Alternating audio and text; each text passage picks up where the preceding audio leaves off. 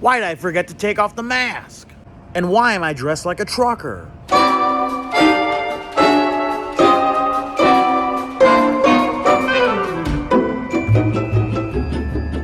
Anyone else notice the V-neck line in my beard? Yeah, I got an indentation in my beard. My beard has a V-neck line. There's a V-neck line. My beard is a douchebag. Next thing you know, my beard is gonna selling me on going axe throwing. I'm not going axe throwing.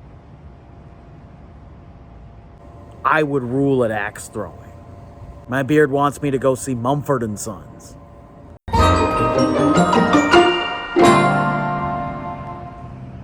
And why am I dressed like a trucker?